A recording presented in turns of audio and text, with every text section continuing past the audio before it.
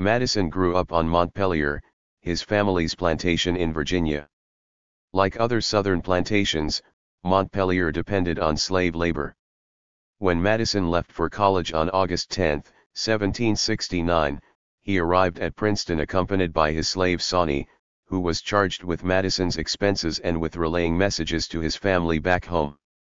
In 1783, fearing the possibility of a slave rebellion at Montpelier, Madison emancipated one slave, Billy, selling him into a 7-year apprentice contract. After his manumission, Billy changed his name to William Gardner, married and had a family, and became a shipping agent, representing Madison in Philadelphia. In 1795, Gardner was swept overboard and drowned on a voyage to New Orleans. Madison inherited Montpelier and its more than 100 slaves, after his father's death in 1801. That same year, Madison was appointed Secretary of State by President Jefferson, and he moved to Washington, D.C., running Montpelier from afar, making no effort to free his slaves. After his election to the presidency in 1808, Madison brought his slaves to the White House. During the 1820s and 1830s, Madison sold some of his land and slaves to repay debt. In 1836, at the time of Madison's death, he owned 36 taxable slaves. In his will, Madison gave his remaining slaves to his wife Dolley and charged her not to sell the slaves without their permission. For reasons of necessity, Dolley did not comply and sold the slaves without their permission to pay off debts. Regarded as one of the founding fathers of the United States, Madison had a wide influence on the founding of the nation and upon the early development of American constitutional government and foreign policy. Historian J.C.A. Stagg writes that in some ways because he was on the winning side of every important issue facing the young nation from 1776 to 1816, Madison was the most successful and possibly the most influential of all the founding fathers.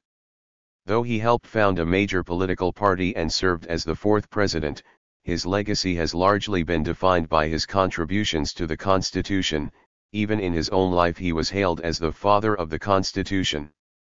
Law professor Noah Feldman writes that Madison invented and theorized the modern ideal of an expanded, federal constitution that combines local self-government with an overarching national order. Feldman adds that Madison's model of liberty-protecting constitutional government is the most influential American idea in global political history. Various rankings of historians and political scientists tend to rank Madison as an above-average president, with a 2018 poll of the American Political Science Association's Presidents and Executive Politics section ranking Madison as the 12th best president. Various historians have criticized Madison's tenure as president. In 1968, Henry Steele Commager and Richard B. Morris said the conventional view of Madison was of an incapable president who mismanaged an unnecessary war. A 2006 poll of historians ranked Madison's failure to prevent the War of 1812 as the sixth worst mistake made by a sitting president. Regarding Madison's consistency and adaptability of policy making during his many years of political activity, historian Gordon S. Wood says that Lance Banning, as in his Sacred Fire of Liberty, 1995, is the only present-day scholar to maintain that Madison did not change his views in the 1790s. During and after the War of 1812, Madison came to support several of the policies that he opposed in the 1790s, including the National Bank, a strong navy, and direct taxes. Wood notes that many historians struggle to understand Madison, but Wood looks at him in the terms of Madison's own times as a nationalist, but one with a different conception of nationalism than that of the Federalists. Gary Rosen uses other approaches to suggest Madison's consistency. Historian Gary Wills wrote, "Madison's claim on our admiration does not rest on a perfect consistency, any more than it rests on his presidency. He has other virtues. As a framer and defender of the Constitution he had no peer. No man could do everything for the country, not even Washington. Madison did more than most, and did some things better than any. That was quite enough." Madison, portrayed by Burgess Meredith, is a key protagonist in the 1946 Hollywood film Magnificent Doll, which focuses on a fictionalized account of Dolley Madison's romantic life.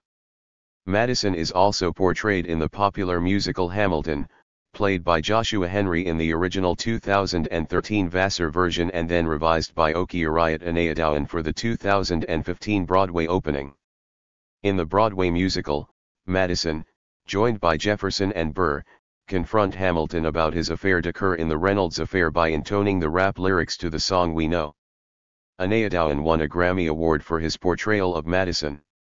Montpelier, the Madison family's plantation, has been designated a National Historic Landmark. The James Madison Memorial Building is part of the United States Library of Congress and serves as the official memorial to Madison. In 1986, Congress created the James Madison Memorial Fellowship Foundation as part of the bicentennial celebration of the Constitution. Other memorials include Madison, Wisconsin and Madison County, Alabama, which were both named for Madison, as were Madison Square Garden, James Madison University, and the USS James Madison. In 2021, the Madison Metropolitan School District renamed James Madison Memorial High School following community opposition to commemorating someone who used slave labor. James Madison, America's fourth president, 1809 to 1817, made a major contribution to the ratification of the Constitution by writing the Federalist Papers, along with Alexander Hamilton and John Jay.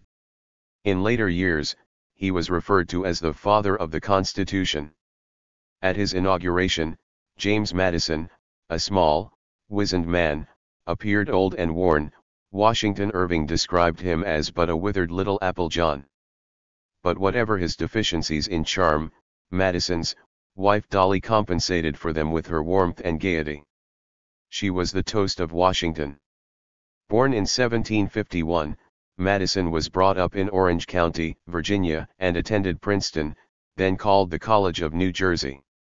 A student of history and government, well-read in law, he participated in the framing of the Virginia Constitution in 1776, served in the Continental Congress, and was a leader in the Virginia Assembly. When delegates to the Constitutional Convention assembled at Philadelphia, the 36-year-old Madison took frequent and emphatic part in the debates. Madison made a major contribution to the ratification of the Constitution by writing, with Alexander Hamilton and John Jay, the Federalist Essays. In later years, when he was referred to as the father of the Constitution, Madison protested that the document was not the offspring of a single brain, but the work of many heads and many hands. In Congress, he helped frame the Bill of Rights and enact the first revenue legislation. Out of his leadership in opposition to Hamilton's financial proposals, which he felt would unduly bestow wealth and power upon Northern financiers, came the development of the Republican, or Jeffersonian, Party. As President Jefferson's Secretary of State, Madison protested to warring France and Britain that their seizure of American ships was contrary to international law. The protests, John Randolph acidly commented, had the effect of a shilling pamphlet hurled against 800 ships of war. Despite the unpopular Embargo Act of 1807, which did not make the belligerent nations change their ways but did cause a depression in the United States, Madison was elected president in 1808. Before he took office, the Embargo Act was repealed. During the first year of Madison's administration, the United States prohibited trade with both Britain and France. Then in May, 1810, Congress authorized trade with both, directing the President, if either would accept America's view of neutral rights, to forbid trade with the other nation. Napoleon pretended to comply. Late in 1810, Madison proclaimed non-intercourse with Great Britain. In Congress, a young group including Henry Clay and John C. Calhoun, the War Hawks, pressed the President for a more militant policy. The British impressment of American seamen and the seizure of cargoes impelled Madison to give in to the pressure. On June 1, 1812, he asked Congress to declare war. The young nation was not prepared to fight, its forces took a severe trouncing. The British entered Washington and set fire to the White House and the Capitol. But a few notable naval and military victories, climaxed by Gen. Andrew Jackson's triumph at New Orleans convinced Americans that the War of 1812 had been gloriously successful. An upsurge of nationalism resulted. The New England Federalists who had opposed the war, and who had even talked secession, were so thoroughly repudiated that federalism disappeared as a national party.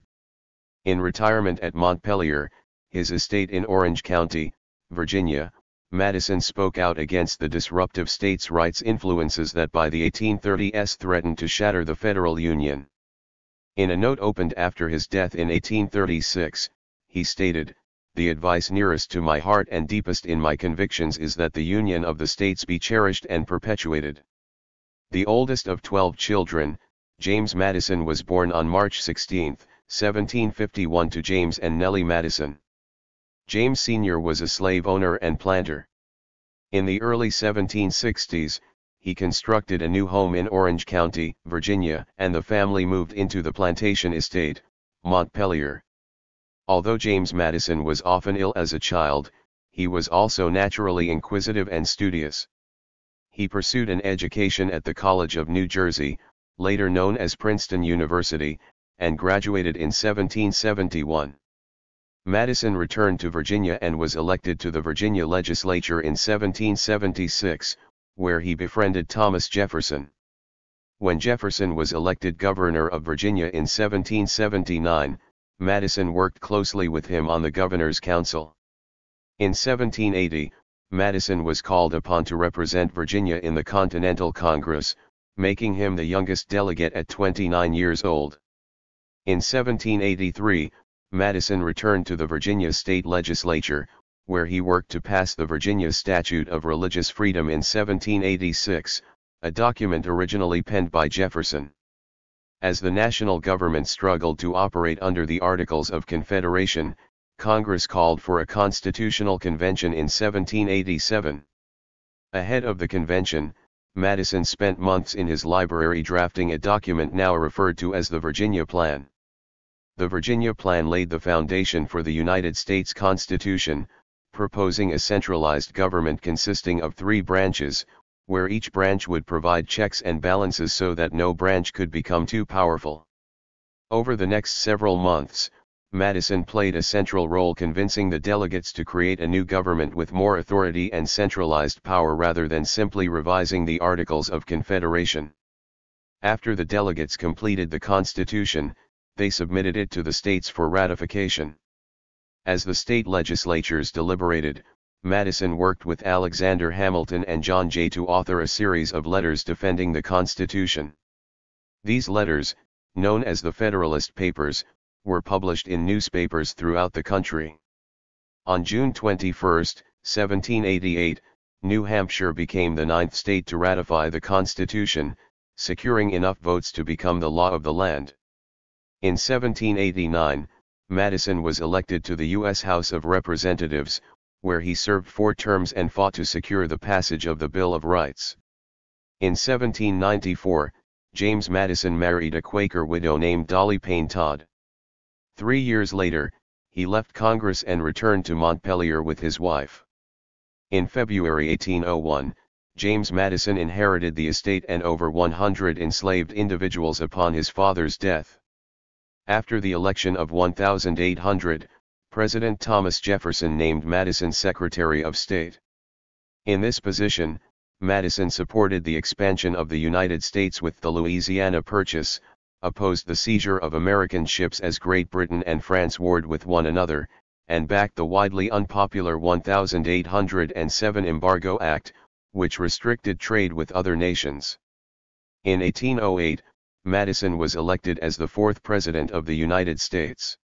He brought several enslaved individuals to the White House from Montpelier and hired out additional enslaved people to help run the presidential household.